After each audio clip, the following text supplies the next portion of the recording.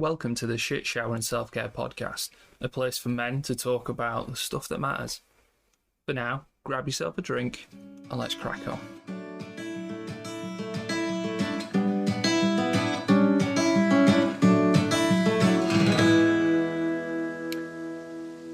Hi, welcome to the Shit Shower and Self-Care Podcast. We're back. I know it's been a little while. We took a little hiatus over Christmas, the New Year, but now, hopefully, we're back. We've got quite a few guests lined up, quite a few interesting conversations. I hope you'll agree.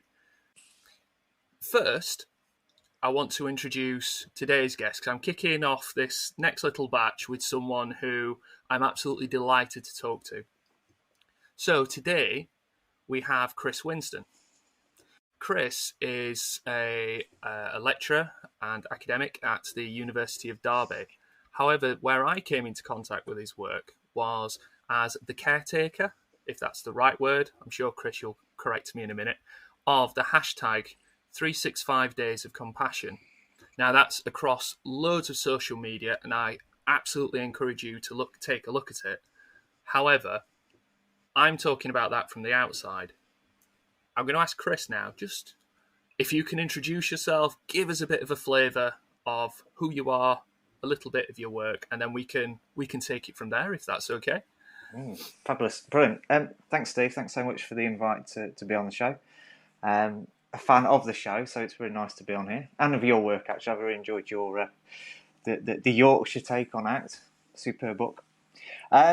So just one thing I will correct. I'm not actually a lecturer, although I get mistaken a lot for that. I'm actually final year undergrad, doing a psychology degree. There's a little bit of a story which is tied in with the compassion piece actually around this. So prior to being at university, I had quite a long career, 20 odd years in principally in technology. I was a senior leader. And then it feels years ago, I suppose it was around 2016, 2015, 2016, I went through quite a bad patch, was off through depression, and then had an experience in therapy where I was introduced to elements of compassion-focused therapy, which we're going to talk about, some elements of ACT as well. And that then kind of set me on a journey of twofold journey, really. One being becoming slightly obsessed with compassion, but in terms of how it can help us. Because when I went into that therapy piece, I was really wanting to understand what was going on, and compassionate mind training, the approach behind that made sense to me. And then it also gave me the ability, the confidence, as it were, to then decide, actually, I wouldn't mind doing a degree in psychology, which I did. And I'm very fortunate that my local university has Professor Paul Gilbert based there.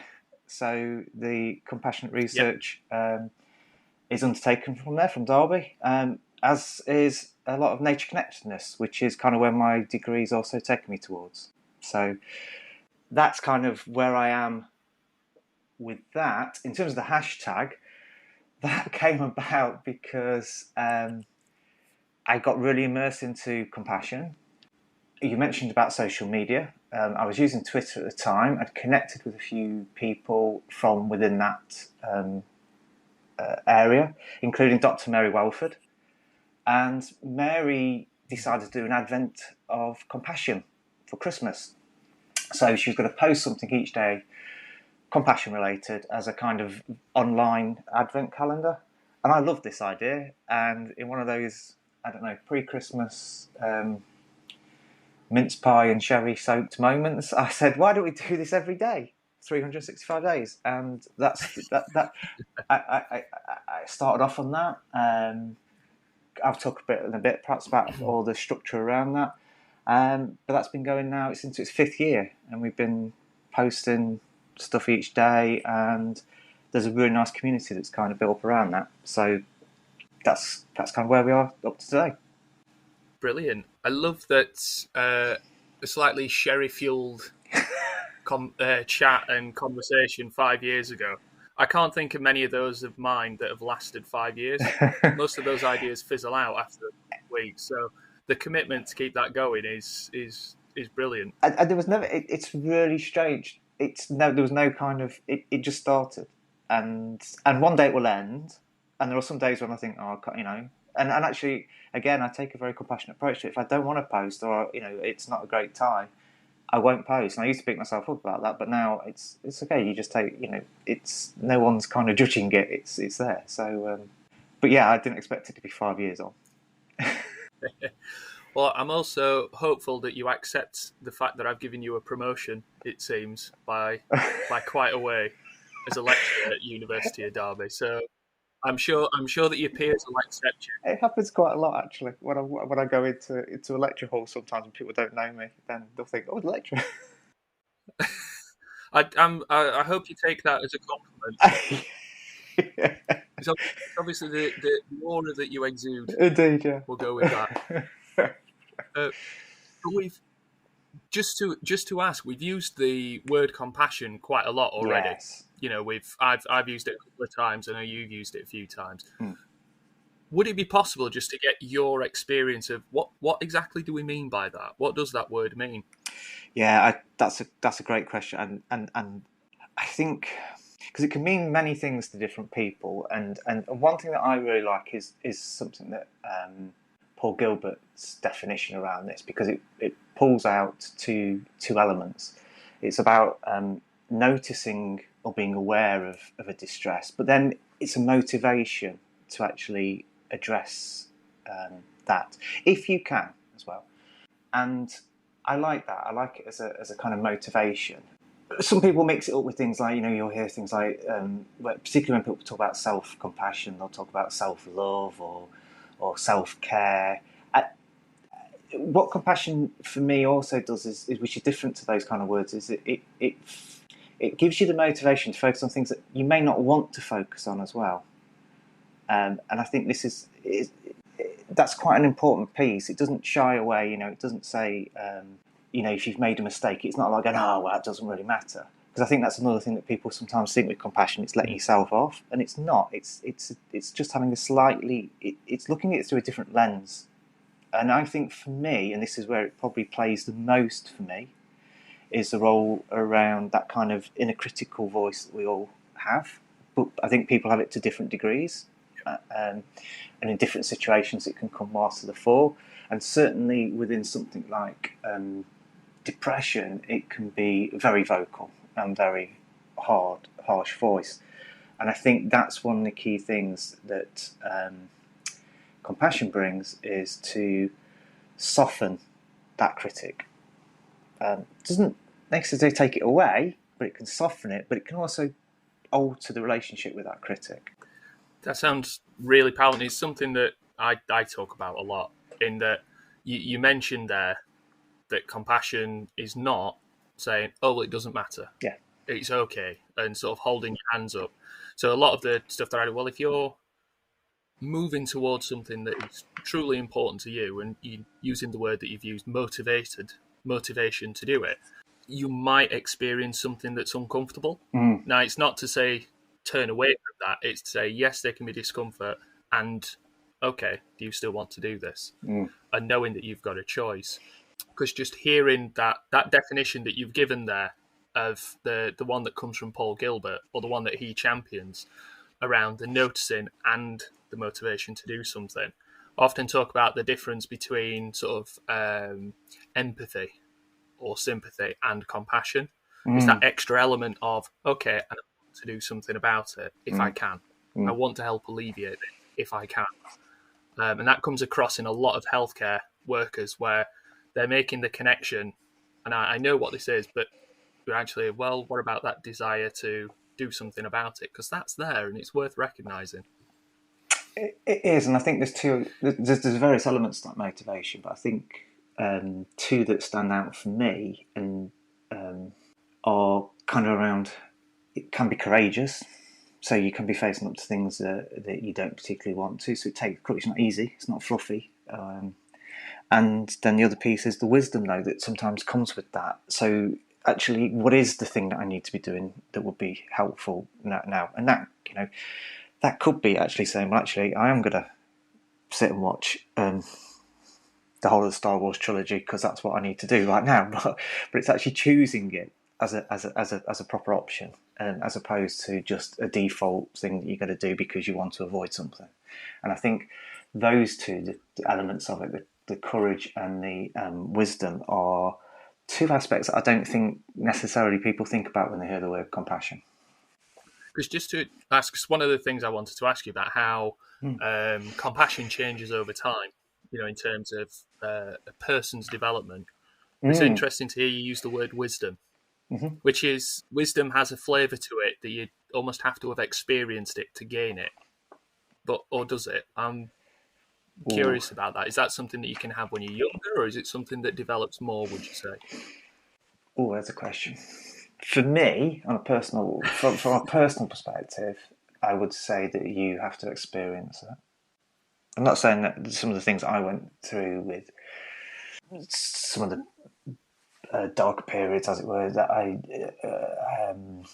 you have to go through that. But I think you do have to experience some things to really understand that. I think, because if I think back when I first went into that, into the therapy room, I wasn't going to be talking about depression. I didn't want to talk about it. But then we kind of talked about, and what I would say is the therapist never kind of said, here's CFT, here's ACT, let's do these. It was the 3 circles model from CFT that was just introduced. Just as these 3 circles, you've got three emotion regulation systems, and that just started to make sense. And I think you have to go on a bit of a journey with it. So I think you do have to experience some of it as you get that wisdom. I don't think you can impart it to it. I think you can guide, but I think there is work that you have to do. Yeah, and I was just curious about your experience there, because I can relate something similar in the sense of, and CFT's helped me in terms of, and just for anyone who doesn't know what those 3 systems are, it's the idea that as humans, as living, breathing things, we have threat system, keeps you away from stuff that's dangerous. You have your drive system, moves you towards stuff that you want. Soothing system, as in regulating your body, your mind, helping to soothe some of those systems when they're, instead of being up all the time. Now, I noticed when I was younger, I was fully in drive. It was quite relentless, and it almost felt like that was a choice. But looking back, it wasn't a choice. I just did because I wanted to do it. It wasn't until I got a little bit older that I realised, actually, I'm going to choose to do this now because I'm younger. I can take it more physically. So I'm going to choose to do it. And once I'd sort of realised, hold on, that was automatic. I'm going to work nights. I'm going to go to uni. I'm going to play football 5 times a week. I'm going to do all. But I was just doing it like on a automatic. And then all of a sudden, as soon as I realised, I'm choosing to do this now, and I'm thinking about it, I don't always have to. And then you can start to step back from it and notice that it doesn't have to be automatic. You don't always have to do it. And that made a huge difference to my sort of outlook. Actually, if I want to sit down and just watch some DVDs or spend a couple of hours on PlayStation, all right, I'll do that. And that's my choice to do it, as opposed to, I've got to go. Yes, yeah. But I couldn't have done that until I'd experienced it. I wouldn't have accepted it. I was going, what are you on about? No, of course I'm going to do this. Yeah, no, I was going to pick up on something you just said there about the drive as well, because initially as well, I think when you first hear that, you think, okay, so I need to dampen down threat. I need to dampen down drive, and it's all about the soothing. But actually, the drive is not, none of these systems are bad. They're serving a purpose. It's about balance. It's about the balance, and it's about, so your threat system can go, if you're doing a presentation, your threat system goes up. Okay. To what the compassionate approach to that is to say, I recognise that's going to happen. it could be a very hard presentation. So you could be saying, well, this is a difficult situation. There's 100 people and they're waiting to be, blown away by some presentation. And I've got 3 slides. But, you been there. it's that kind of, okay, well, this is difficult. And I recognise that that's difficult. And that's that compassionate wisdom. So this is difficult, but we're prepared and you can do it. So I think sometimes when people first hear about the systems, they also think, oh, two aren't so great, and it's the third one, soothing, which is the best. Well, it's not. It's about keeping the balance between the 3. There's a really nice visual that James Kirby from University of Queensland has done around. In fact, I think he's got an app. They're working on an app around this, where you can kind of plug in what's going on for you, and you can kind of see the circles in terms of the sizes of them and how they might change, just as a kind of bit of a visual of, okay, where am I now, and is that the right kind of balance? What do I need to do to address that? I think that's quite a nice visual way of seeing it. Yeah, I love that idea. I'll definitely check that out. And just to this idea, because we've used, I noticed earlier you used the word fluffy. That's often taught when we talk about compassion and sort of what that means. There is sometimes this idea that it is a bit fluffy, it's a bit soft, it's a bit, yeah, especially in sort of more sort of in terms of masculinity. And I was just wondering, sort of, how do you sort of sit with that, and how does that work for you? What you see? So I use the word fluffy a little bit, slightly tongue in cheek, but I think there is an element of self-compassion, and it gets linked in with this, self-care piece. And I think that can, in certain media formats and so forth, be very aimed at. It can be aimed at women in the way that everyone knows you go and run your bath and have your candles, type of thing. And I think it gets blurred there. Whereas it's not easy, is what we're saying with compassion, because you offer, if you're in a very difficult situation, or you are struggling with some pretty negative thoughts, as part of depression, it's not easy to kind of say, well, actually, hold on a minute, I'm going to try and be motivated to alleviate this, because let's face it, motivation and depression don't tend to go together. So you were talking about something where it comes back to this courageous piece. Okay, so I'm going to try and address how I'm feeling, but it's that wisdom to then think, okay, well, what do I need to do? Do I need to step back? Do I need to actually not step back, but to reach out for help? Because that's another thing. I think, men aren't particularly great for asking for help. I certainly wasn't, even though I was kind of at work as senior leader. I was a mental health champion in one respect. I used to promote it to my staff, but I wasn't doing it for myself because I came at the bottom of the pile. And I think it does. People kind of go, "Oh, it comes back to something you said earlier about letting yourself off." I think some people also see it as like, "Oh, I'm going to let myself off. So if I make a mistake, it's not going to help." Well, actually, you're not doing that. You're just saying, "Okay, this is difficult. What do I need to help myself with?" And I think the other piece that plays into that is this idea within CFT, and I think probably in ACT as well, actually, kind of the different selves. And so one part of compassionate mind training gets you to consider about what a compassionate other or compassionate self would be like. And that's an interesting piece to be able to look at, to trying to say, well, actually, at those difficult times, what would my compassionate self say to myself about this? And it's like, what would your friend say to you? So it's and that's the question. Yeah. And so it comes back to that fluffy piece. It's not fluffy because it's hard. A lot of this is difficult, and it takes time as well. I think this is the other thing. We often talk about the change with the inner critical voice. It's very hard to change that, but initially doing things like changing the tone of that, even if you don't change the words, can make a difference, and then you can work on it. But I think that what I'm trying to underline, I guess, is that this takes time to change, because often we've done it for so long, so it takes some time to work through, and that's not easy, and so it's not that fluffy bit. It is hard work sometimes. And it's worth saying that this system has developed over thousands, if not more years, because we've been, as soon as we can think in terms of language, our mind has gone, well, that's potentially dangerous, so don't do it. And we are very good at seeing potential dangers. Or what if I do this? And we can sometimes then beat ourselves up for having that thought. But actually, you're designed to have it.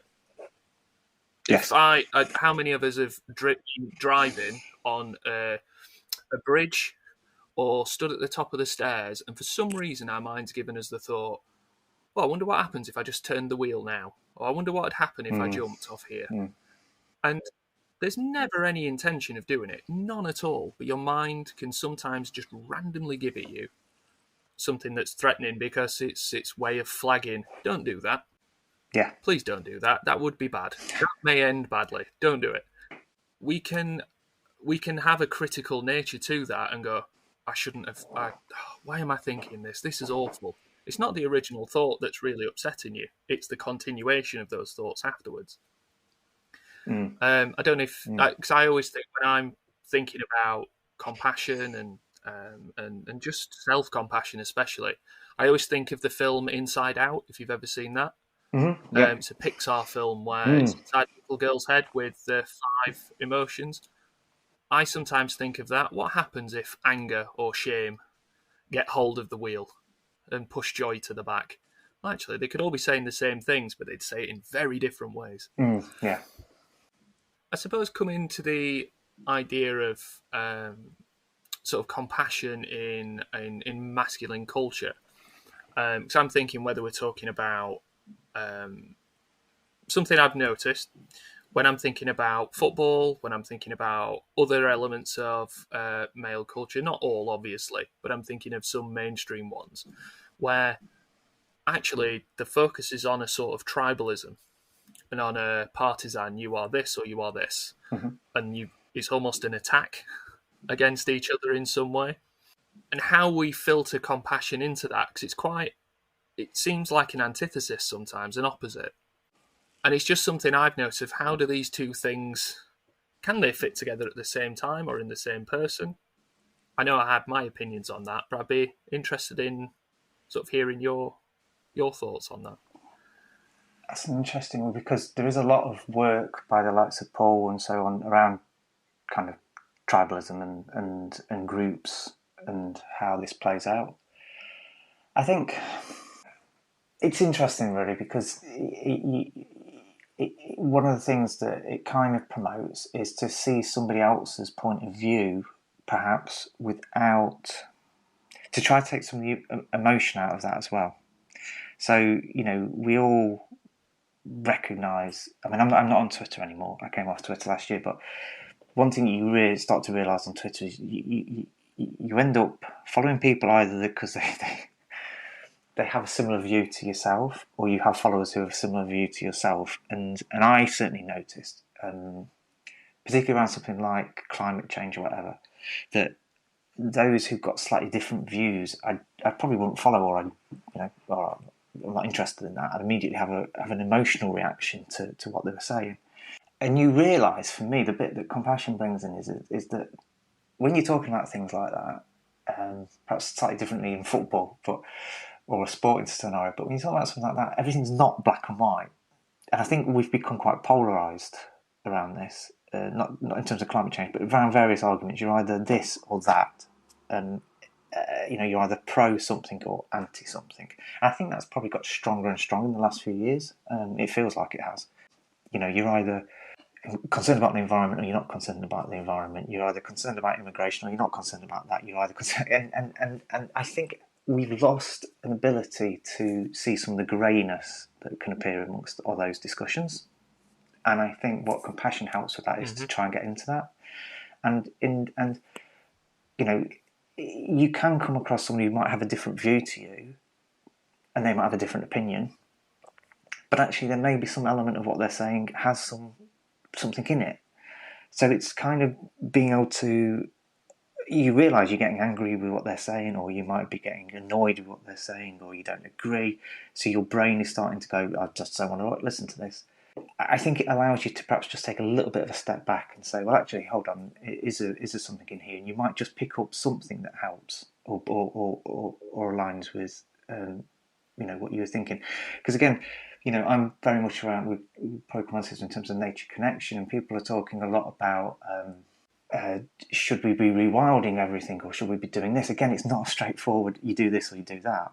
But again, you see very strong opinions, and I think it's very hard not to. But I think the compassion piece allows you to perhaps listen to somebody with a different view, and you never know, you might just pick up something that they say that helps give you a bit more informed view.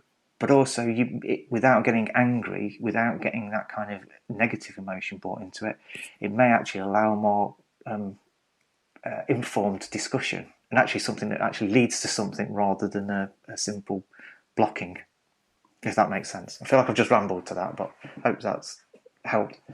No, that's a lovely response, and it's just making me think of, you've talked about the motivation before. It's almost going into those conversations of what's your intent. Yeah. Because if you want to listen to someone compassionately and to understand what they're saying, that's different from going into a conversation with the intent to try and change their mind. Yeah. I'm going to listen to someone with the opposite viewpoint to me in order to convince them that my viewpoint is right. Well, you almost have to take up a very guarded or strong. I say strong. What's the word I'm after? The end of the spectrum. Mm-hmm. You have to be sat right at the edge in order to convince them to bring them towards you. Mm. Well, actually, you're allowed to have these conversations. You're allowed to engage with this without the intent of trying to change someone's mind. You can hear it for what it is. Yeah.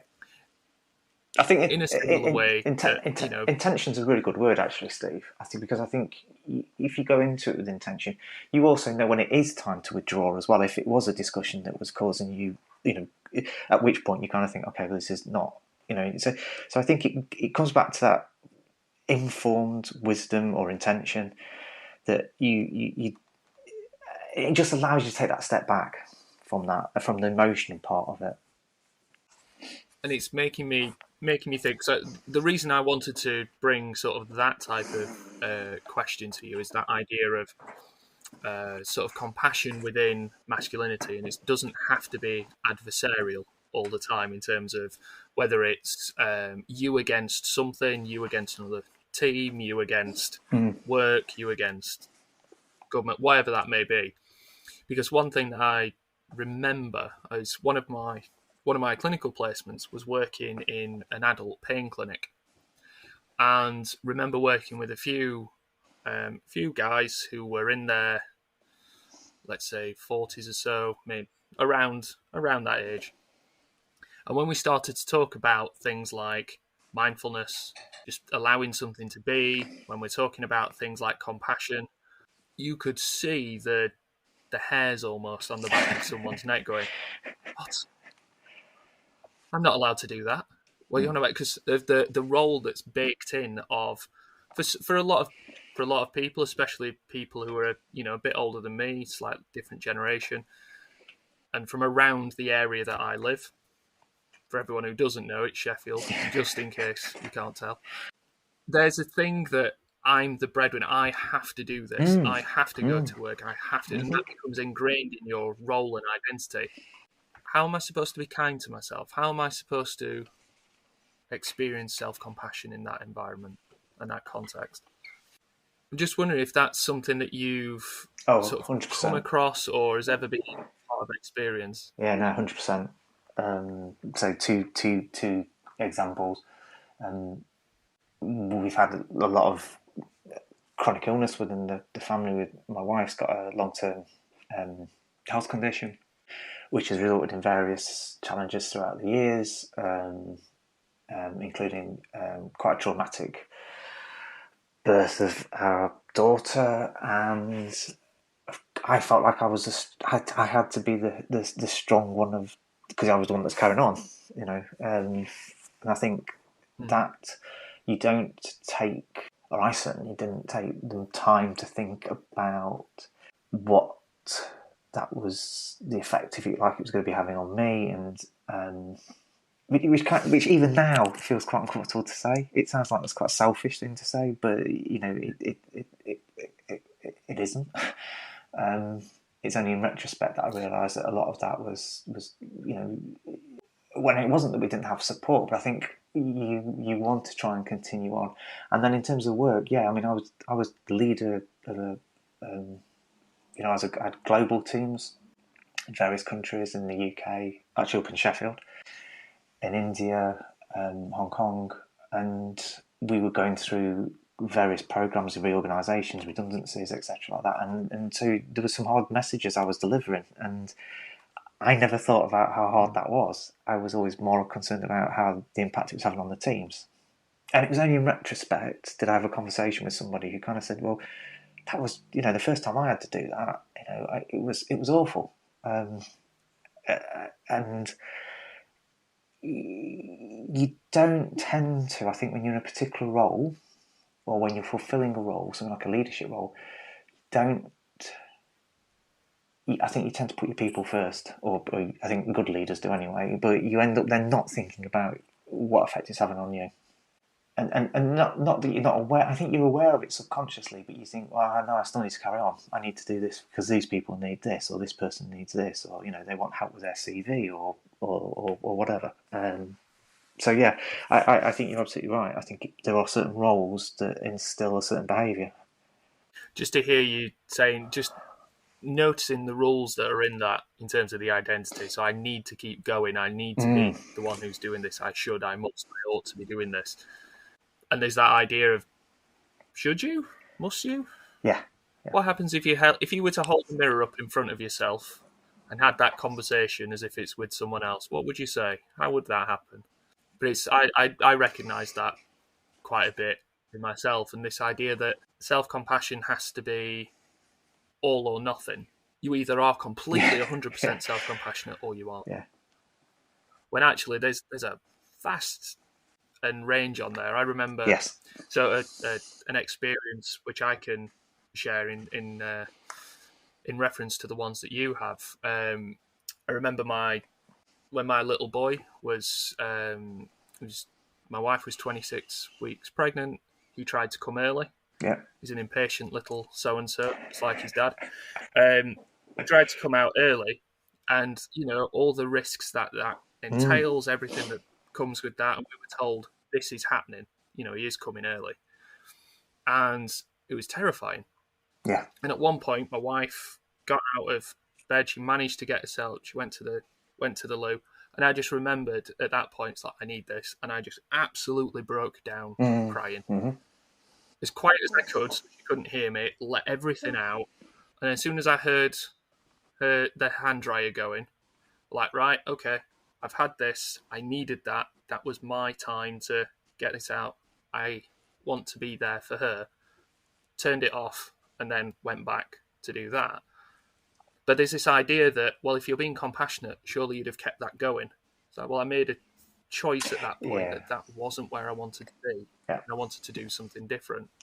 And it's this idea that you can have moments and pick and choose depending on what works for you at that time. And this comes back to what we said earlier in terms of the motivation intent. So the motivation there was that you noticed the distress, and your wisdom at the time, or your wise self, kind of said, "Well, this is what I need to do."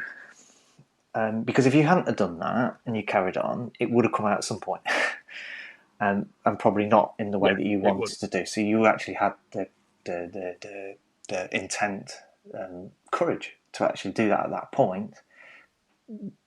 But then the next part, when it was to support your wife, you could then actually you had released stuff, so you were in a better position to be able to then do the compassion to the other. So you've done compassion to yourself, and then you're actually in a better position to do the compassion to the self. To the other. Yeah, it's the analogy that I use a lot is the idea of the bucket of water. And if we all have a bucket of water and I'm constantly pouring into everyone else's, there's going to get to a point where I run out. And it might refill slowly every time it drizzles or it rains, but you don't get that much. Yeah. You have to be willing to either accept that other people can pour into yours and give you some kindness and give you some help and give you some compassion. Or you have to know, right, I need to take this down to the river and fill it up myself and take that time to do it. And that's okay. It's that thing, can I be compassionate to myself in order to then to have the resource to give to others? Yeah, freely. absolutely. And I use that a lot when I'm talking to parents, especially, because that idea of I can't take time for myself, so I've got to be there for my kids. Yeah. I suppose just in terms of comments around compassion, is there anything that you feel? I know we could probably talk about this all day forever. Is there anything in particular that you feel, actually, that's a point I really want to get across? That's a really key message, or anything at all? I think I just want to underline that it's not an easy thing when people talk about compassion, because again, you can be talking, when you talk about discussion with others who may have different views, that's hard. and it is hard, and our default position, as you say, tends to be fairly critical on ourselves, and it takes time. And I would also say that I'm just, anyone listening to this may well think, oh, he's got it sorted. I haven't got it sorted at all. I still struggle quite a bit sometimes, and I think the difference that compassion is saying, so compassion doesn't take away distress. I think to underline what it does is allows you to notice that, and with some practice and some, in a way, training it, I guess, because you go through each experience and learn from it. You learn perhaps how to identify that, and being aware of it is the first step. That's a massive, massive thing. And then you can start to build up, what will you do about that? What intent and what motivation will you bring to that? And I think that's the key bit to underline. Compassion is not easy, and it's not just about putting your feet up. But I think the other thing, perhaps for giving the focus of the podcast around men, it actually, for me, is a much more informed response. So if we talk about the inner critic, beating yourself up isn't going to help as much as being a supportive coach. And I think that's the difference for me with it. It's the difference between a critic who tries to motivate you by being negative, as opposed to more of a coach who tries to motivate you by encouragement. Still achieve the same goal, but it's how you do it. I just had an image that popped into my head that is very stereotypical of who would you rather be coaching? How would you rather respond to this? Would you rather have the PE teacher from Kes, for people who know who he is, who shouts at people, takes over, it's all about him? Or would you rather someone who tells you what works, will tell you what doesn't work? So that's the thing as well, isn't it, that you're saying? Compassion is not about avoiding, not criticism, but construction, and being able to say, yes, that was wrong, that didn't work, and this is what we're going to do about it. This is how we're going to help. This is how we might make a change. I know you're a football fan, Steve. So I was thinking before this, what was there a kind of not a metaphor? I don't know what the word is I'm looking for, but was there something that I could say that kind of represented what you just kind of said? And for me, it was the difference between perhaps an Alex Ferguson hairdryer moment compared to perhaps a Gareth Southgate. That's how I could kind of perceive those two as managers. And not getting Ferguson shouting at you, as opposed to perhaps Southgate encouraging. And I think that's a footballing metaphor that I could come up with. No, that fits. And granted, they've had very different levels of success, but I suppose it's the thing that we hear about. So Alex Ferguson's a great example. Is Alex Ferguson was someone who did go absolutely off the wall at times and really, really went high. However, if you speak to any of the people who played under him, yes, they knew if they'd done something wrong, but he was always the first person to put his arm around someone and talk to them and try to build them up and motivate. Just because every so often he did, the famous hairdryer thing, or the alleged, it must be important to say, alleged incidents with shoes being thrown and stuff like that, or water bottles. That's one thing, but that's not all it was. It was putting an arm around, it was Yeah. being kind, it was understanding people's circumstances.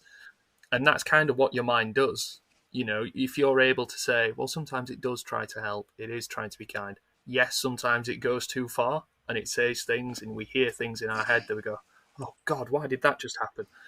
That's not all it does. Mm. And it's recognizing that, you know, there can be a bit of both. Again, it's not black and white. It will do a bit of everything.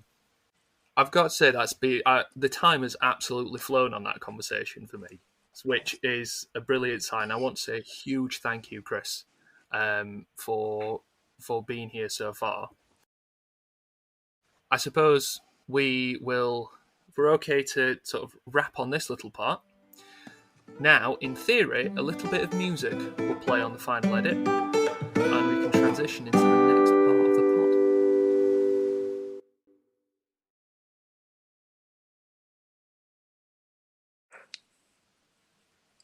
So, welcome back to the second part of the pod.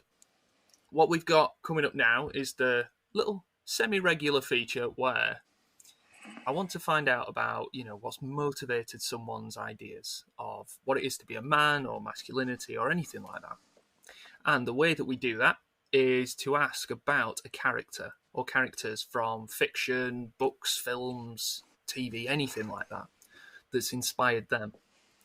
And I'm going to hand over to Chris to just introduce one of his influences, we could say, in terms of what he thinks in terms of masculinity. So, Chris, can I ask you to introduce who you're bringing? Certainly. So this is a really interesting question, and I had to give this quite a bit of thought. But then, particularly when we talked about sources that may come for this, you mentioned about books. And so one of the books that I think I read when I was about 13, 14 was Lord of the Rings. And I think, without really thinking about it until recently, actually, there's a lot of compassion actually within Lord of the Rings, and there's some quite strong role models, I think, as well within there that perhaps I hadn't really thought about until I started to think about this for this conversation, actually. And what I will just say is that Stan Seidel, he's a lecturer down in Australia, and he also does a whole series of compassion linked videos on YouTube, which are absolutely brilliant. He's recently done one on Lord of the Rings, actually, some of the characters, specifically on compassionate moments within the film. In the book. And that's brilliant, actually. It's only 15 minutes long, really well watching, and I'll try not to pinch too much from Stan's ideas. But no, for me, there are certain characters that have come out in there when I was thinking about this. And for me, there's three, if I may cover them, which may not be the ones you were perhaps thinking of. So for me, there's Aragorn, there's Faramir, and there's Éomer. So if I talk about who those three are, for those who don't know. So Aragorn, obviously, is perhaps the most famous of those three. Pivotal character. He's the king in waiting. But what I really like about him as a character is when we first meet him. So yes, he is a king. He has this whole history that slowly gets revealed in the book. But at the time, he's actually disliked and he's mistrusted by a lot of people because he's this character they call Strider, and he and the Rangers are protecting, unbeknown to most people, are protecting many parts of the land. Constantly against kind of the forces of evil of Sauron. And there's something about that idea of somebody who's got their motivation, the courage to protect that despite the fact that they're mistrusted. Doesn't go around saying I'm the king or anything like that. This is, he's living out in the wild. There's something there about service, I think. I don't know. Service has perhaps got a strong connotation to it, but it's this idea of motivation and intention to protect others. I think comes across in that character. But what I also like is that he's quite. I think this comes across more in the book than perhaps in the films. He questions as well. He's not. clear all the time on what is happening, or his role, actually. I think he has to grow into the role of being the king, actually. I think he's gotten comfortable at times with that. That comes across to me anyway. And I think that's quite interesting that there's this very pivotal character that goes on to be the king, but actually has a lot of questions about that. And although has to do some things that he doesn't want to do, like go through the paths of the dead, does them. Whilst acknowledging it's difficult. I think he has a conversation before they do the paths of dead, where he knows it's going to be difficult. He doesn't want to do it, but he knows it's the actual only way to do something. And then in terms of the other two characters, there's Faramir, and I've always been interested with Faramir. Oh, sorry. Yeah, sorry, Steve. No, sorry, I'm interrupting there. I'm just hearing. I'm just fascinated, just hearing about Aragorn. The ideas of this. He's presented very mysteriously to start with, isn't he? This yes. Almost sort of quite close, quite stoic, sort of almost stereotypical rogue, or he is the archetype of the sort of rogue in stories now. And then when it comes to sort of you're talking about the protection of others and putting that out there as something, I don't need the recognition for this. I'm doing this because it feels right, because I want to do it. And when it comes to guiding or being with the Fellowship, who's one of the first people to try to, if anything's going wrong for sort of your main sort of Frodo, Sam at the start, he's the one that's trying to pull them out of it. It's not, he doesn't just try to get through A to B as quickly as he can. He's got to make sure that everything works and that everyone is safe while doing that. And it's constantly, you can almost see his attention just swiveling constantly just to try and protect and care for others. And it's that idea that, just because you are presented as this very stoic, stereotypically masculine sort of ideal, that actually there's more to you than that. You're not just doing it because you're tough, or you're not just doing it because I don't know. I'm trying to think of other reasons, but you're doing it because you care. I think something that comes across, I use the word service, but something that comes across the whole of the book for me, or the whole of the books, is this whole notion of people going about doing things and often getting pulled into big events, but they still do what they need to do, or what they believe is correct, and what they're motivated to do for the others. And I think that's quite a people going about doing things without necessarily doing it for themselves, but for doing it for a bigger picture, which for a lot of the characters, they don't actually understand the bigger picture either. They get taken along with these big events that are happening. I'm particularly thinking of the Hobbits here, but they still carry on and they still do what they need to do. And I realised I completely interrupted you you were about to move on. So, that's a great segue actually in terms of doing things, even though people don't want you to be doing necessarily. So I'll go on to Éomer, who is one of the lords of the Riders of Rohan. And when we first meet him, he's kind of he's almost outlawed, isn't he? Because his uncle Theoden, the king, has been had his perspective on life, his viewpoint, corrupted, as it were, by Saruman's right hand man, as it were, Wormtongue. But Éomer doesn't give up. He knows what's right. He knows that his uncle needs protecting. He knows that his people need protecting. So although he's been outlawed, there's still that belief in what he needs to do. And I think, if I'm right, they changed this in the film,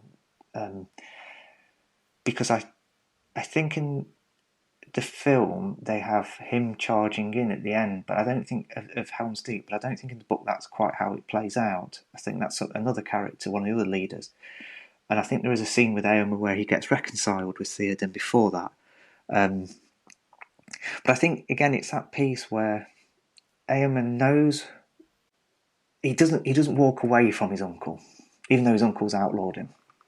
And I think he's quite compassionate towards his people in wanting to protect them and try and help them and guide. And then when Theoden does, after Gandalf kind of throws Wormtongue down and Theoden sees that he's been lied to, there's no recrimination for Eomer to his uncle. He's just relieved that his uncle's now relieved of that, and he can continue. And I think that's a very, he could have just left, could have gone off, could have gone, but he doesn't. And I really find that,